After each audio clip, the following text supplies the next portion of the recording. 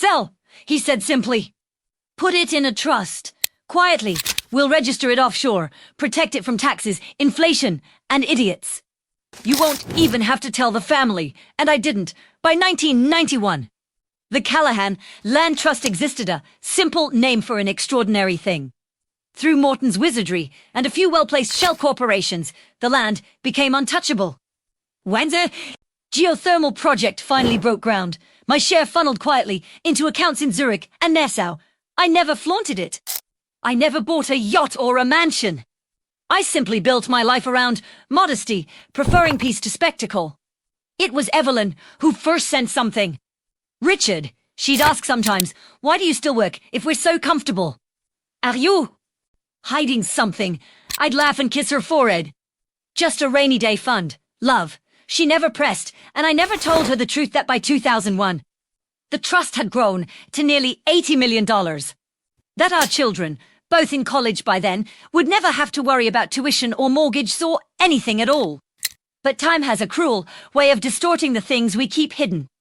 When Evelyn passed in, 2012 anchor, the children visited less, the calls grew shorter, and the laughter that once filled this home turned into a hollow echo of obligation. My son, Mark, became a banker in San Francisco, a man who measured worth only in dividends and power. My daughter, Clara, married a real estate developer who saw opportunity in every family.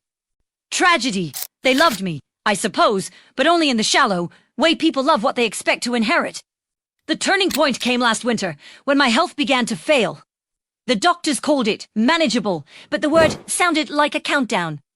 I made an appointment with Morton's firm to review the trust, ensuring that it would remain sealed until after my death. They let my children know the morpice. Premier Meager. But word must have leaked perhaps through the executor's assistant or a loose remark from my accountant because soon the calls began. Dad, Clara said one evening, her voice syrupy with concern, have you thought about how you're dividing things? I mean, I don't need much, but Mark, well, he's made some bad investments, and you know how stressful that is for him. And then Mark called the next day, his tone less sweet. If Clara's been talking to you about the estate, ignore her. She's just trying to manipulate you again. You should consider making me executor. At least, I hung up both times, feeling an ache deeper than illness. By the time they arrived at the house for what they called a family discussion, I was too tired to protest. They came armed with spreadsheets, valuations, and thinly veiled accusations. They talked about the house, the cars, my pension dividing, things as if I were already gone. I watched them from the head of the table, where Evelyn used to serve roast lamb, and I felt something inside. Me break. Do you even hear yourselves? I whispered. You're fighting over what you think I have. Not once have either of you asked me what I want. Mark sneered. With all due respect, Dad, what you want doesn't really change the math. That was when I laughed softly, at first. Then louder, until the room went cold. The math, I said. You think you know the math. They didn't understand. How could they? To them, I was just an aging man with modest accounts and fading strength. The Callahan Land Trust was invisible to their greed, hidden behind layers of quiet legality and time. Let them fight over the silverware, I thought. Let them claw at the walls of a house they don't deserve. The truth will come soon enough, and, when it does, it will be too late for apologies. They left the house that night, in silence, both too proud to admit the ugliness they'd shown. The front door slammed, and their taillights disappeared into the darkness, leaving behind the faint smell of Mark's expensive cologne and Clara's perfumer cocktail of vanity and resentment that hung in the air like smoke. I sat alone at the dining table for a long while, the fire dying in the hearth, the shadows swallowing the corners of the room. It's strange how quickly memories can turn cruel. I looked at the same table where Evelyn once set out her best china, where Clara's laughter used to echo, and where Mark built Lego towers until his tiny hands shook with excitement. Now, those same hands gripped legal folders and inheritance drafts. The innocence was gone. It had been sold to ambition, piece by piece. Morton called me the next morning. His voice was firm, cautious. He always spoke like a man who assumed every phone line was tapped. Richard, he said, I heard about the family meeting. Are you sure you still want to keep the trust sealed? We could make some adjustments, bring things out. In the open, before they find out through discovery. No, I said, rubbing my temples. They wouldn't understand. If they know, they'll fight harder. Let them believe the trust doesn't exist. I want it locked tight until I'm gone. There was a pause on the other end of the line, long enough for me to hear the sound of his pen tapping against his desk. You're playing a dangerous game, old friend. Secrets like this, they don't die with you. They rot in the dark and poison what's left. I smiled bitterly. They're already poisoned.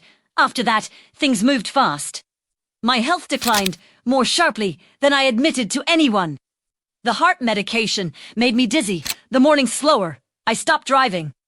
The housekeeper, Nora, started coming every day instead of twice a week, fussing over me as if I were a child. She was the only one who noticed when the children stopped calling. Mr. Callahan, she said one afternoon, while dusting the mantel, I know it's not my place, but maybe you should tell them. Sometimes people need a reason to be better. I chuckled softly. You think money makes people better, Nora? She looked at me with those steady brown eyes of hers and said quietly, No, sir. But truth can. Her words stayed with me that night. I sat in my study, the same room where I'd signed the trust papers decades ago, and opened the drawer where the old files still rested. The documents were yellowed now, but the signatures mine and Morton's were clear. The land in Sonoma County, once worthless, was now home to a network of geothermal wells, leased to corporations that paid me millions in quiet royalties each year. The thought of it made me both proud and sick. $80 million untouched, unseen, unspoken. The irony was brutal. The children, who scorned my modest life, who mocked my old man frugality, had no idea that every modest choice had been deliberate. I wanted them to grow up without entitlement, to learn struggle, humility, the dignity of earning. But I had raised them in comfort instead. They learn polish, not patience, strategy, not soul. 2 weeks later, Mark showed up unannounced. He looked thinner than I. Remembered eyes sunken, suit rumpled, the mask of composure cracking at the edges. Dad, he said, walking in like he still owned the place. We need to talk. About what? He sat down opposite me, clasping his hands. About the will. About the house. About everything. Honestly, he sighed, running a hand through his hair. Clara's been saying some things she thinks. You've set up something we don't know about. A fund or a hidden account. Is that true? I stared at him for a long time before answering. Do you think I'd hide something like that? Hesitated. I don't know anymore. There it was, the confession. Not spoken in words, but written across his face, the resentment, the suspicion, the quiet disgust at who he believed I had become. I worked my whole life for this family, I said softly. Everything I did was for you too, and now you sit here and accuse me of what? Deception. Mark's voice cracked. You don't get it. Dad, you made us believe we were poor. You made us feel guilty for wanting things. And now, if there's something else, some secret stash, then you've been lying to us for decades. I wanted to scream, but my heart betrayed me. The pain came sharp, stabbing, a warning I could no longer ignore. I clutched the edge of the table, breathing shallowly. Mark's eyes widened. Dad, are you? I'm fine, I muttered, waving him off. Go home, Mark, before you say something you can't take back. He stood there for a moment, torn between concern and anger, then left without another word. The silence that followed was heavy, enough to break bone. That night, I made a decision. If I were to die soon, and I suspected I might, it would not be with this secret, festering in their ignorance. But I wouldn't simply hand it to them, either. No, they would have to earn it. I wrote 2 letters, one to Clara, one to Mark, and locked them in the safe beneath my desk. Each letter contained a fragment of the truth, coordinates, legal references, and the name of the trust. Together, they would reveal everything. But separately, they meant nothing. If they wanted to claim their inheritance, they would have to work together, something they hadn't done since they were children. It was a gamble, maybe my last one. The next morning, I called Morton again. If anything happens to me, I said, the letters go out within 48 hours. Make sure of it. He hesitated. You really think they'll understand? No, I said, smiling faintly. But maybe they'll learn, As I hung up, a strange calm settled over me. For the first time in years, I felt as though I had done something right. Not as a businessman or a provider, but as a father. I poured myself a glass of whiskey, walked out to the porch, and watched the sun set over the oaks that had guarded that land for half a century. And somewhere out there, beneath the soil and the heat, my legacy waited silent, patient, and uncorrupted by greed. But as it turned out, I had misjudged my children. Because before the week was over, one of them would break the lock on my safe. And when that happened, everything I had tried to protect would begin to unravel. It was a Thursday night when the lock on the safe broke. Premier dit notaire?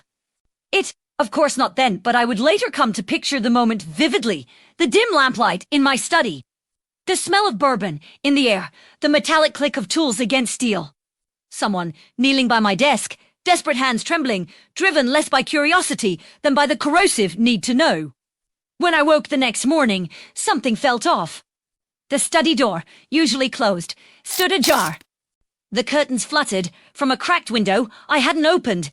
At first, I thought I'd simply forgotten to lock up again. Age had been robbing me of little certainties lately. But then I saw the safe.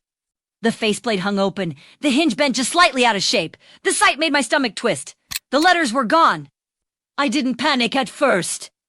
Mima, still dull from the night's medication, tried to reason with itself. Maybe I moved them. Maybe Morton's clerk came by, or Nora cleaned up too thoroughly. But deep down, I knew. By noon, Clara called. Dad, she began, her voice brittle as glass. Why didn't you ever tell us? My heart slowed. Tell you what, Clara? About the trust. There it was. The word I'd avoided for 50 years, suddenly spoken aloud like a curse that had waited half a lifetime to escape. Where did you hear that? I asked carefully. From you, she said, and I could hear the bitterness already sharpening in her tone. From the letters? The ones you left for us, well, for me, apparently. Because Marc didn't mention anything. So I found the safe, and I closed my eyes. You broke into my study. I had to. She snapped. You've kept secrets from us for years. Dad! You let us think you were barely scraping by. I was paying your medical bills while you sat on millions. The accusation hit harder than any insult could have. I heard myself breathing slow, uneven, and for a moment, I thought my heart would give out right there. Clara, I said softly, that money wasn't meant to spoil you. It was meant to protect you. Protect us. She laughed bitterly. From what? From knowing who you really are. And then she hung up. The silence afterward was unbearable. Even the clock on the wall seemed to hold its breath. I knew it wouldn't be long before Mark called to, though I couldn't decide whether. I dreaded or welcomed it. He didn't call. He came. By evening, I heard his car crunching up the gravel drive. He didn't even bother knocking this time. The door swung open, and there he was, face tight, eyes blazing, holding something in his hand. One of the letters. Torn, crumpled, violated. You think this is a game? He said, throwing it onto the table. Some twisted morality test? Mark, you left clues. Like we're supposed to play detective. For what? To watch us fight? His voice cracked. You don't trust us. You never did. I leaned back, exhausted. You broke into my safe. He didn't deny it. Instead, he sat down, elbows on his knees, face buried in his hands. For the first time in years, he looked less like a man and more like the frightened boy who used to hide behind Evelyn's skirts when thunder rolled outside. CLA called me. He muttered, she's furious. Says you left her half of the truth and me the rest. Do you know what that does to a person? Dad? To know that you've been used as part of some puzzle. I stared at him quietly. She told me not to talk to you. He added? Said you were manipulating us even from your deathbed. She wants to go public talk to the press, the board, whoever will listen. If she does that, it all comes out. Every account, every deed. The world seemed to tilt slightly beneath me. Public, I repeated. She'd destroy her own inheritance out of spite. He looked up at me with hollow eyes. She's already talking to a lawyer. For the first time in years, I felt fear not for myself, but for everything I'd built. The trust wasn't just money. It was legacy, Preservation, the last thing in this world that bore the Callahan name without shame. If the secrecy unraveled, so would the protections Morton had designed. Years of planning could vanish overnight, eaten alive by bureaucracy and greed. I wanted you to find it together, I said quietly. Mark laughed short, humorless. You should have known better than to think. Truth, I was beginning to realize, wasn't what destroyed families. It was the silence before it. The day of the disclosure, hearing arrived with the kind of quiet that feels like the moment before a storm still, heavy, almost suffocating. Even the air in my house seemed to hum with anticipation. Nora drove me to the courthouse, though I insisted on walking the last block alone. Pride, foolish as ever, guided my steps more than strength did. Each stride felt heavier, my cane tapping against the stone sidewalk like a metronome counting down to something inevitable. The courthouse smelled of varnish and history. Old oak benches, echoing hallways, fluorescent lights that buzzed just enough to unnerve you. Première binachère. Once, long ago. When Evelyn and I finalized the adoption paperwork for Clara, I remembered her small hand gripping mine, her wide eyes staring at the marble columns in awe. She had asked, "Does this mean we're really a family now?" And I had said, "Forever, forever." What an arrogant word. Morton met me outside the courtroom, a thin folder tucked under his arm. His tie was crooked, his face drawn with worry. "You look awful," he said without greeting. "I feel worse," I muttered. "Then, maybe this isn't the best idea. It's the only idea left," he sighed, handing me a document. "They'll ask questions. Some of them won't be kind. But if you stay calm, we can control the narrative. You'll look like a man trying to do right by his family, not some tax-evading hermit with delusions of grandeur." I gave. "Imaluk. You really know how to inspire confidence." Inside the courtroom, my children sat on opposite sides of the aisle. Clara wore black, her posture stiff, her expression carefully blank. She didn't look at me. Mark sat to benches behind her, wearing the same navy suit he'd worn to Evelyn's funeral. His hands were clasped so tightly, his knuckles had gone white. For a moment, I thought about turning around and walking out. I could have. No one would have stopped me, but I was too tired to keep running from ghosts. When the hearing began, the judge, a woman named Alvarez. Young but with eyes that had seen too many broken families, asked the usuals, formalities. Then she looked at me and said, "Mr. Callahan, we understand there is an undisclosed trust in your name. Is that correct?" "Yes, Your Honor." "And that your children were unaware of it until recently?" I nodded. "That's correct. Would you like to explain why?" The question hung there, impossibly large. I could feel both of my children watching me now, the tension between them stretching like a live wire. I cleared my throat. In 1975, I inherited land that no one wanted. It turned out to be valuable, extraordinarily valuable. I was young, impulsive, and afraid that sudden wealth would change us, so I hid it. No autoef. Greed, but out of fear. Fear of what, Mr. Callahan? Fear that the money would ruin my family. The words echoed, simple and naked.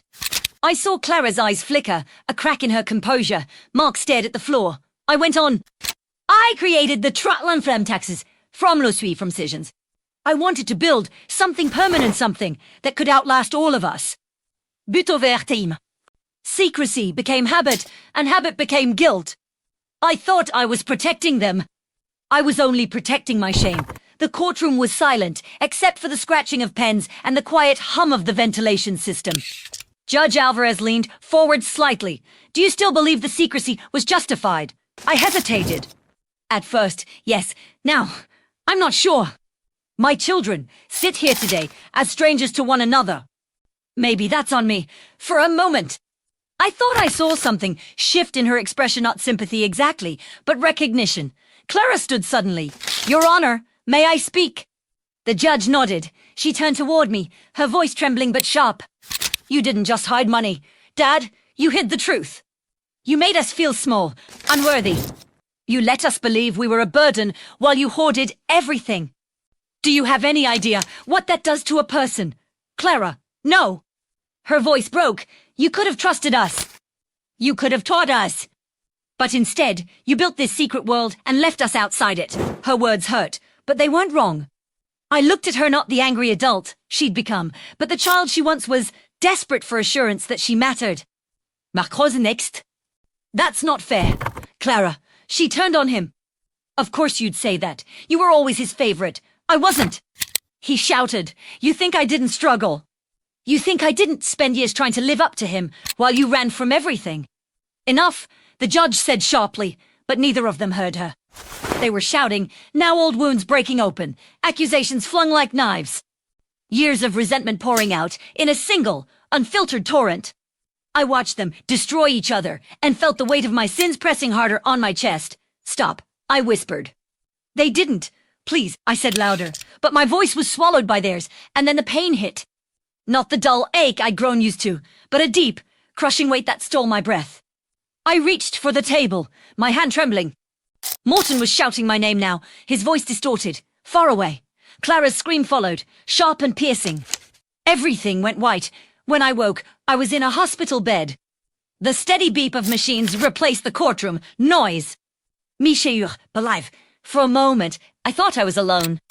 Then I saw the mark on one side of the bed, Clara on the other. Both looked exhausted. Both had been crying.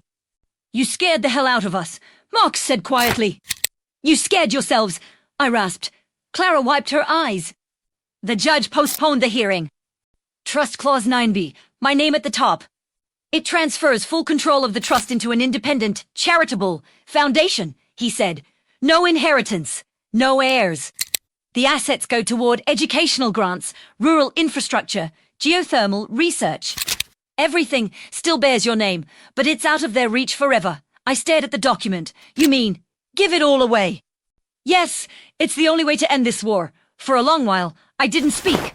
The sound of the monitor filled the silence, its rhythmic beeping mocking my indecision.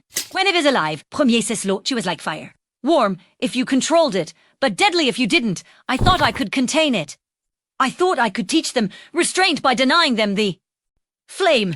Morton's eyes softened. Maybe this is how you do it. That night, I couldn't sleep. The decision loomed like a storm at sea. I turned over and over in my mind what Evelyn would have done. She'd loved simplicity, fairness, decency. She would have told me that peace mattered more than legacy. The next morning, I signed the papers. My signature wobbled, the ink blotting in places, but it was done. Morton took the envelope and locked it in his briefcase with a grave nod. Are you sure about this? He asked. Completely. He hesitated before leaving. When they find out, they'll hate me, I said. But maybe, just maybe, they'll stop hating each other. He left, and I finally felt something I hadn't in years. Relief. For 2 days, the house was quiet. Too quiet. The peace felt fragile, almost holy. Nora brought me soup and fussed over my medicine. I sat by the window, watching the hills roll into the horizon, thinking of that land, my land, and all the secrets buried beneath it. Then, one night, the phone rang. It was Clara. Her voice trembled, not with anger this time, but with something colder. Dad, I need to ask you something. Did you sign something with Morton this week? Miertzonk. Who told you that? Mark, she said, her voice cracking. He says Morton's hiding something. That you're trying to disinherit us. Clara, he's talking about suing you for mental incompetence. He says you're not of sound mind. I couldn't speak. Please tell me that's not true, she whispered. Please tell me you didn't take everything away from us. There was a silence so long I could hear the static hum of the phone line. I did what I thought was right, I said finally. She didn't respond right away. When she did, her voice was barely audible. Then you've already lost us. The line went dead. The next morning, Morton called again. It started, he said grimly. Mark filed a petition with the county clerk to freeze your assets pending psychological review. He's claiming undue influence. He named me in the filing. I closed my eyes. I never wanted this. I know, he said. But it's out of our hands now. Days passed. Et ausgreux. Colder. The calls from journalists began how they found out. I'll never know. Someone leaked the story. Elderly architect hides $80 million land, trust for decades. Family locked in legal war. My name was on every news ticker by nightfall. Clara showed up at my door the next morning, dressed in the same black coat she'd worn to court. Her eyes were swollen. Why? Dad? She asked, stepping inside. Why, Givre? It all away to strangers. Because you stopped being strangers to me the day you broke into my safe, I said quietly. You became something worse theirs. She flinched. You think you're punishing us into being bettier. You're not. You're just punishing us. Maybe I admitted. But if I can't fix what I broke, at least I can end it. Tears spilled down her face. So that's it. You die. And where? Left with nothing but a name in a charity ledger. I looked at her, really looked at her, this woman, who had once been my little girl, who used to chase fireflies across our backyard while I clapped and laughed from the porch. Somewhere along the way, we had lost each other, and I didn't know when. You were never supposed to be defined by what I left you, I said. You were supposed to build something of your own. She stared at me for a long moment, then shook her head. You always did think you knew what was best for everyone. Goodbye, Dad.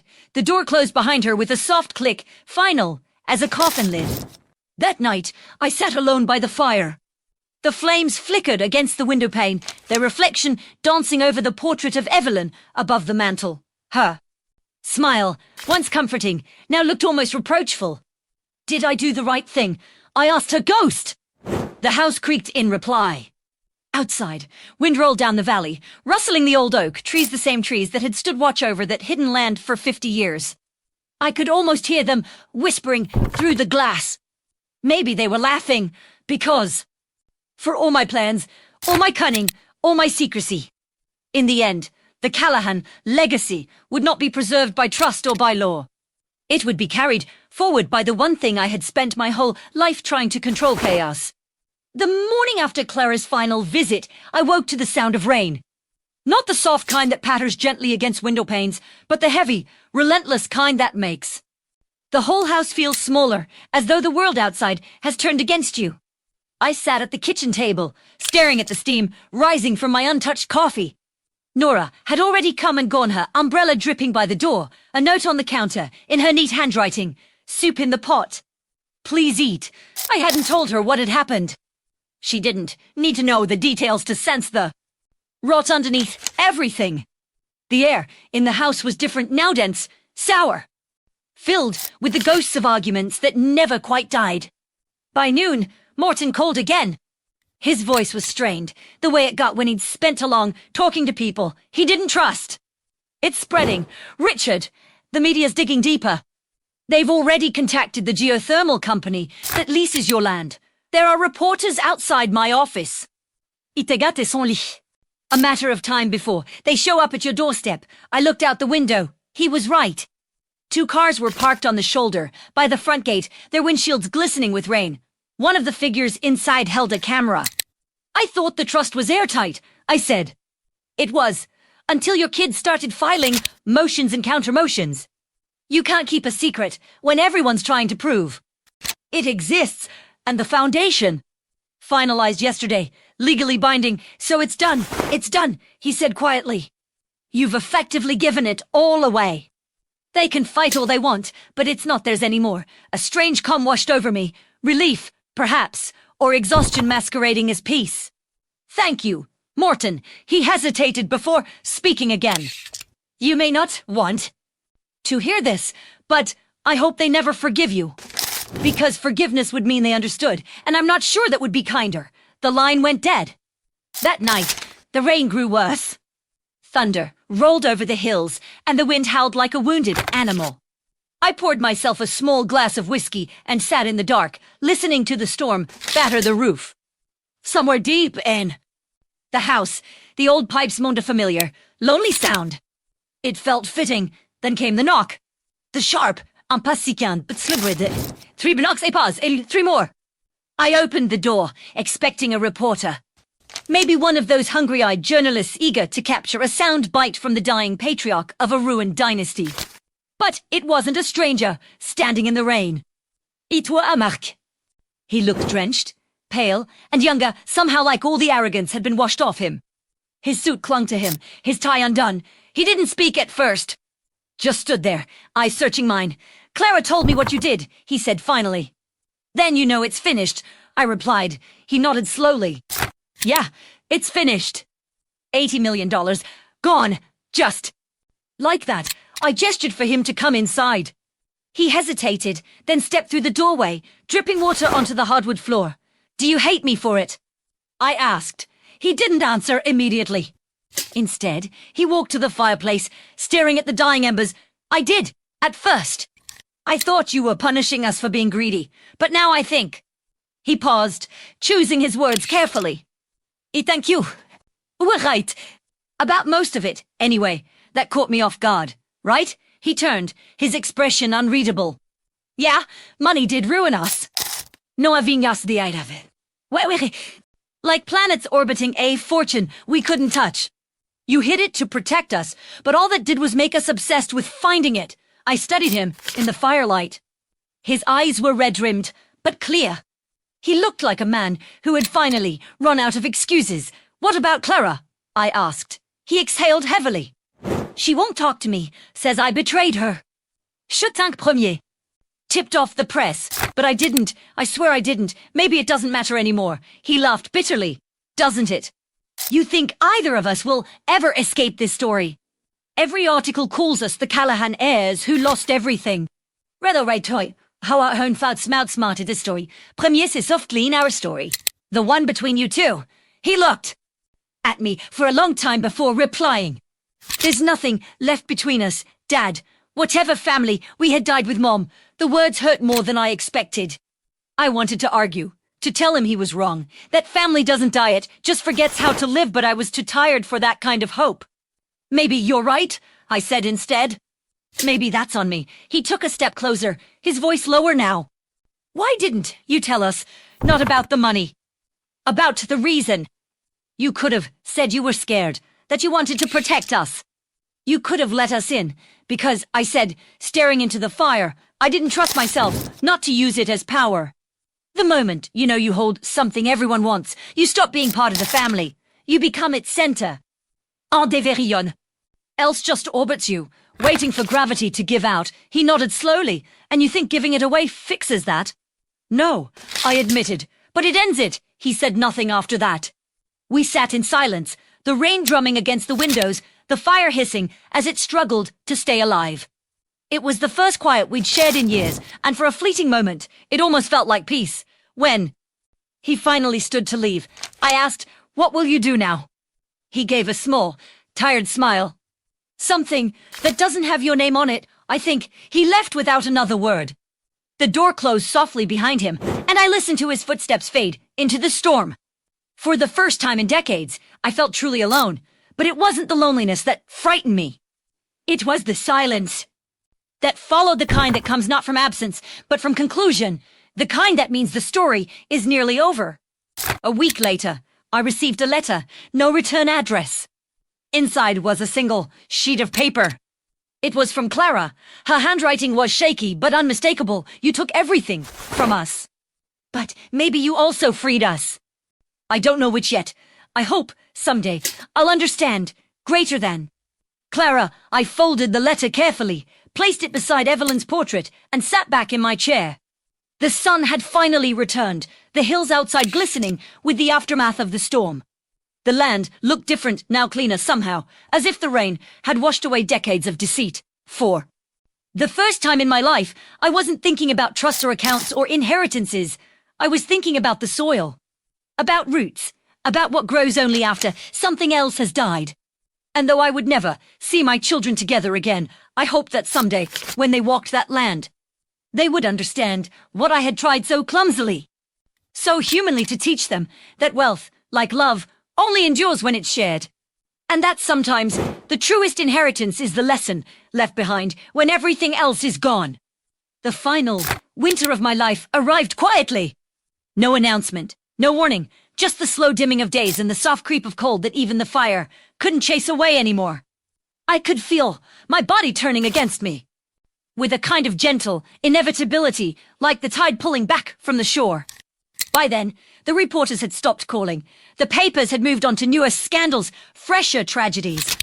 My children had vanished into the fog of their separate lives. And though the world still turned geothermal ways, the Fondation still bore my name. The silence that filled the house was no longer sharp. It was peaceful.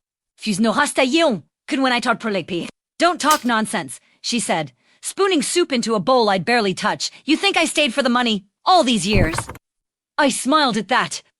No, I suppose not. She had been with us since the children were young. She'd seen every argument, every celebration, every unraveling. There were days when I wondered if she had been the only real witness to my family story, and perhaps the only one who'd understood it. Sometimes, in the evenings, she'd read to me from the newspapers or from books she borrowed from the library.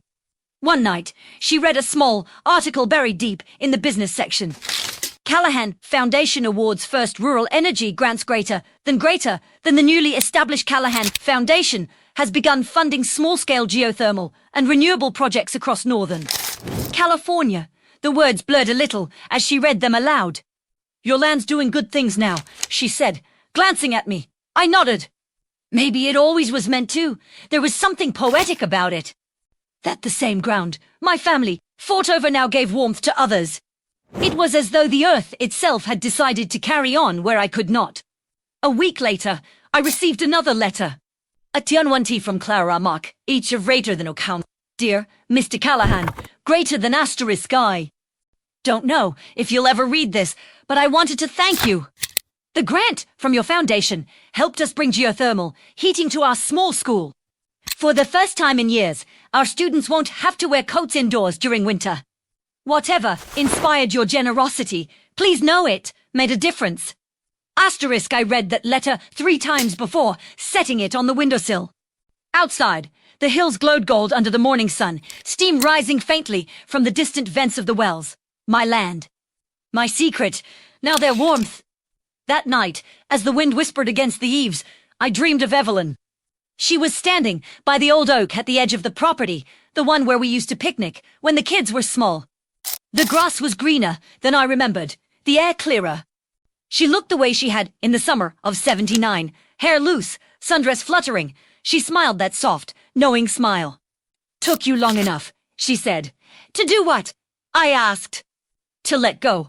I woke with tears in my eyes and a sense of calm I hadn't felt in years. It was as though something inside me had finally unclenched. The following morning, I wrote 2 final letters, one for Clara, one for Mark, not the cryptic puzzles of before, but simple, honest words. Greater than. Clara, greater than I know. You see my decision as betrayal. Maybe you're right. But I hope, one day, you'll see that I wasn't trying to take from you. I was trying to give you back something we'd all lost. Freedom, the kind that isn't measured in dollars. Greater than. Mark, you spent your life trying to live up to me. Stop. Live beyond me instead. The world doesn't need another Callahan. It needs you, whoever that truly is. I sealed both envelopes and left them on the desk beside my will. That evening, I asked Nora to drive me out to the hills one last time. The land looked different now. Roads where there had once been dirt trails, small facilities humming quietly beneath steel roofs. Yet it was still beautiful, still wild at its edges. I stepped out of the car and felt the earth's heat through the solace of my shoes. The same warmth that had waited under the surface for decades before anyone believed in it. Feels alive, doesn't it? Nora said beside me. It always was, I replied. The wind tugged at my coat. The sky was streaked with violet and orange, the sun melting behind the ridges. 4. The first time in a long while, I felt Evelyn there with me, not as a memory, but as presence. I made a mess of things, I said quietly. But maybe something good came of it after all. Nora said nothing. She didn't have to. That night, premier, slept deeper than I had in years.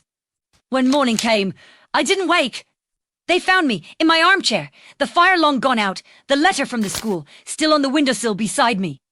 The papers called it poetic, the man who gave away his fortune dying in peace on the land that made it. But I think the truth was simpler. I didn't die, surrounded by wealth or applause. I died in a small, quiet house under a sky heavy with the scent of rain and eucalyptus. Knowing at last that everything I'd tried to hold had finally found its way into other hands. Weeks later, Clara and Mark stood together at my gravesite for the first time since Evelyn's funeral. There were no lawyers, no reporters, no accountants, just them and Nora and the wind moving through the grass. Clara placed a hand on the headstone. He really gave it all away. Mark nodded. Yeah, but maybe that's how he gave it back. They didn't speak after that. They didn't need to. For once, silence didn't mean anger. It meant understanding, fragile, imperfect, but real. Above them, the sun broke through the clouds, and the warmth spread over the Callahan Hills, seeping deep into the ground that had witnessed it all. And somewhere, beneath the soil and the decades, the earth kept humming, steady, patient, eternal. Because in the end, everything we own returns to the same place. And everything we love finds a way to outlast us. In the years after my death, the world moved on, as it always does, but my story refused to die quietly. At first, it was whispered. A few local newspapers reprinted my obituary, alongside old photographs from the 70s, me in a hardit at a construction site, Evelyn at my side, our children still small enough to cling to our legs. The secret benefactor of Sonoma, one headline read, "Architect leaves fortune to charity, family cut out." Then came the documentaries, the think pieces, the podcasts. Everyone wanted to decide for themselves whether I'd been a visionary or a fool. Some painted me as a modern-day saint, a man who chose humanity over inheritance. Others called me a tyrant in disguise, a father who manipulated his children from beyond the grave. The truth, as always, lived somewhere in the quiet between those extremes. But I wasn't there to defend myself anymore. What I didn't know, what no paper ever printed, was that the story didn't end at my funeral. The Callahan name still had work to do. It began with a letter, not one of mine, but one of theirs. A year after my passing, Clara wrote to Mark for the first time in nearly 3 years. The note was brief, written in the crisp, restrained tone she always used when she was afraid to sound vulnerable. Greater than. Marque X veuve. Been approached by the Callahan Foundation's board. They want me to serve as an advisor for their new education initiative. T'essayes-toi. Part of Dad's long-term plan. I don't know if I believe that, but I think I'm going to accept greater than. Asterisk, if you're willing, maybe we could talk. I don't want this to be another thing we fight over. Asterisk, she didn't expect him to reply, but he did. Greater than. Clara, greater than if you're really going to do it, then I'll join too. Someone has to keep the board honest. Maybe we can finish what he started, this time without destroying each other. It was the first olive branch between them in decades. When they met again at the Foundation's new headquarters in San Francisco. Beneath a bronze plaque that read the Callahan Legacy of Energy and Renewal, they were no longer the bitter heirs clawing at the remnants of a will. They were older now, worn down by public scrutiny, but quieter. Softer, even. They stood beneath a framed photograph of the land, my land, now transformed into a sustainable energy campus and research hub. Engineers and students walked through its halls, unaware that every pipe and turbine had been born from a family's secrets and one man's desperate hope to mend what he had broken. He'd have hated this, Mark said with a crooked smile. His face plastered on the wall like a saint. Clara smiled faintly. Maybe, but I think he'd like what it became. They fell into silence then, staring at the photograph. The geothermal fields glowed faintly under the dusk light, their vents releasing ribbons of steam into the golden air, the earth breathing, alive. You know, Clara said quietly, I went up there last month. Tosales. It's strange, standing where it all started. I thought I'd feel angry, but I didn't. It was peaceful. Mark nodded. I've been there too. There's a spot by the southern ridge, near that old oak. I swear you can still feel him there.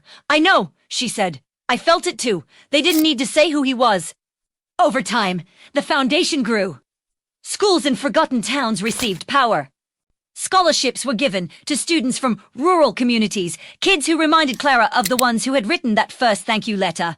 Mark handled the infrastructure side. Clara oversaw the grants. They argued still, but it was different now. Their quarrels were about execution, not ego. Strategy, not spite. Sometimes they even laughed, the kind of brittle laughter that slowly, painfully becomes real. Every year, on the anniversary of my death, they visited the hills together. They brought Nora with them at first, until she passed quietly in her sleep one summer. After that, they continued the tradition alone. They'd bring flowers, wild lupin, and baby's breath, and set them by my headstone. Then they did. Walked the ridge, speaking not to me, but about me, as if I were just another stubborn ancestor whose ghost they'd learned to live with. Do you ever think he'd be proud of us? Marcasqued. 1 year, hands in his pockets, wind tugging at his hair. Clara looked toward the horizon, where the steam rose like breath against the fading light. Maybe pride isn't the right word, she said, but I think he'd be relieved. The hills around them were alive with sound, the low hum of turbines, the whisper of grass, the far-off laughter of workers down in the valley. The world I had built, in secret, had finally become visible, not as a monument to my control, but as proof of what letting go could create. And though my children never spoke of it aloud, each of them felt it, quietly.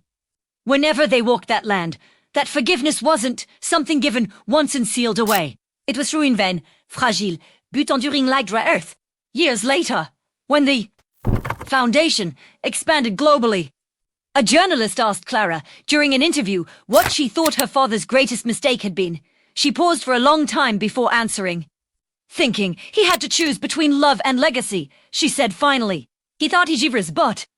But maybe he did, just not in the way he planned. The quote went viral for a week, then faded, as all stories do. But those who had once judged me harshly found something different in those words, something human. Because the truth was never about the money. It was about what the money revealed, that even the strongest bonds can corrode under silence. That protection and pride are sometimes the same disguise, and that redemption, if it comes at all, comes late. Tode, Haif? You drive through Northern California and past the Callahan Energy Institute. You'll see the memorial stone near the entrance. It's small, carved simply, without grandeur. It reads, "Greater than for the land that endured, the family that healed, and the lesson that cost everything." Beneath it, the earth hums with heat and power, the same pulse that once drew me to it in 1975. And though the world has long forgotten the details of our scandal, every so often, a student walking those hills feels a flicker of warmth in the soil and wonders whose dream made it possible. Maybe they don't need to know my name, because the land remembers, and that, in the end, was all I ever wanted. The Yelanda name, en synonymous, with secrecy and scandal, softened to something else, something almost sacred. The world changed around the land, but the hills remained, breathing steady under the California sun. Their geothermal veins whispering with the same quiet power that had once been my secret. The Callahan Foundation thrived. What began as a desperate attempt at redemption grew into a legacy that outlived its maker. Schools were built. Villages were powered. Lives, small, unremarkable lives that history never noticed, were lifted into light. And yet, for all the grand headlines and engraved plaque, it told real story. A teacher in a mountain town writing letters of gratitude. A child studying by warm light on a winter night. Two estranged siblings finding a way to speak again. Not perfectly, not often, but enough. Mark retired first, leaving Clara to run the foundation. He moved inland, bought a quiet house surrounded by redwoods, and taught design at a community college. He never used the family name on his lectures. But students said he had a way of speaking about structure, how every design was strongest when its center was hollow enough to let the world pass through it. Clara never remarried. Her life became the work, the grants, the partnerships, the vision. On her office wall hung a single photograph, the Callahan land at sunset, the geothermal plumes rising like spirits. Beneath it, in a small frame, the letter I had written her on my last night. Sometimes she read it aloud to herself when no one was around. Not for comfort, but to remember that love, in all its imperfect disguises, had been there all along. When she passed, they buried her beside Evelyn and me. On the ridge under the same oak that once shaded our picnics. Mark stood alone at the gravesite, grey-haired and quiet, the valley glowing beneath him. He stayed there until nightfall, long after the others had left, listening to the hum of the earth that had outlasted them all. He whispered a few words no one heard, something between a prayer and an apology. And when the wind shifted, it carried the faint scent of jasmine, Evelyn's scent, across the field. It was as if the land itself remembered.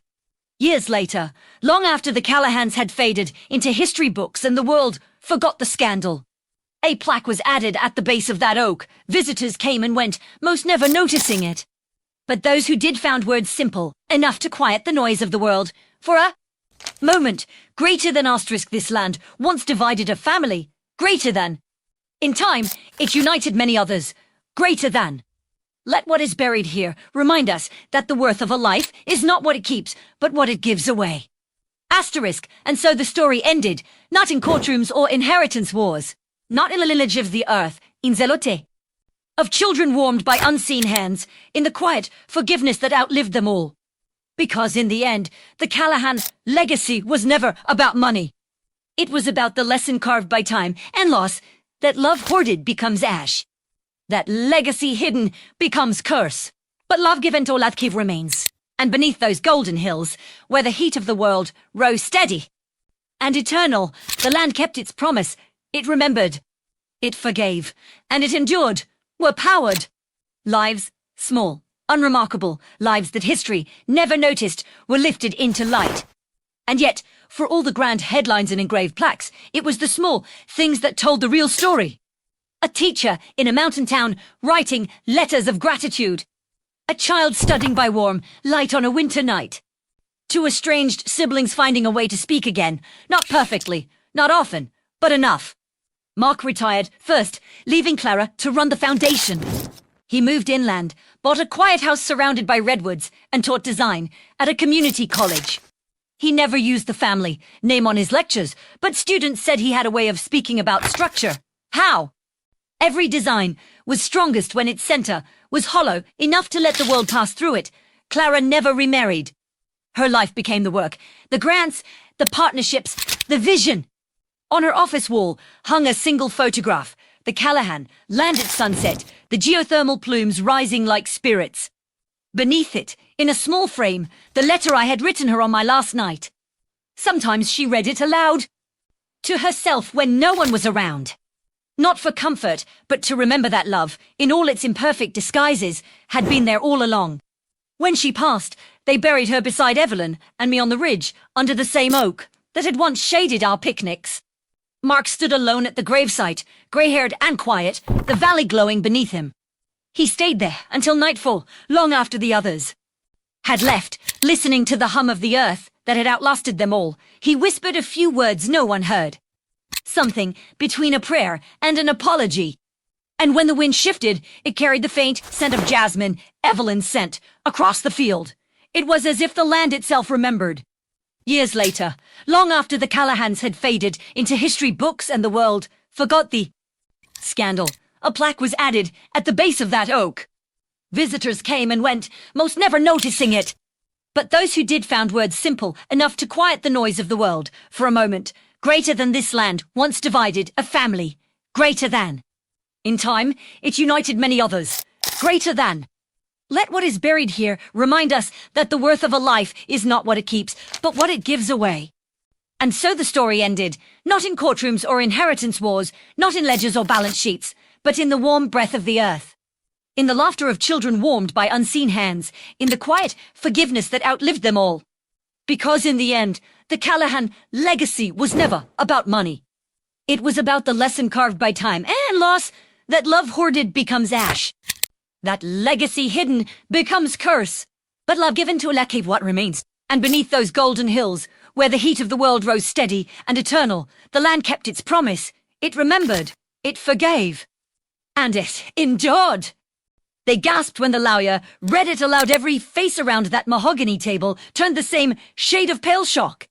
To my beloved nephews, who have borrowed much and repaid little, the will began.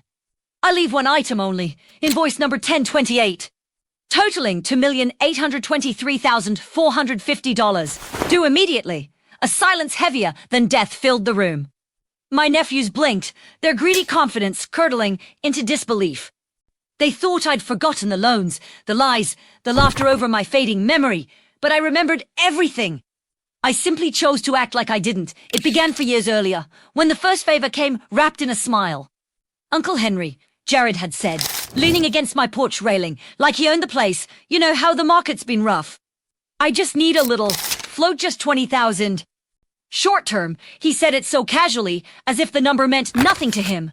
And I In my cardigan and slippers, blinking at him through thick glasses, played the part of the doddering old fool.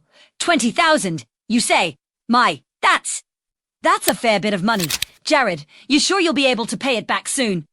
Of course, Uncle, he grinned, flashing that same smile that had once charmed teachers. Girlfriends, and now, apparently, old men. Just a month or two, tops.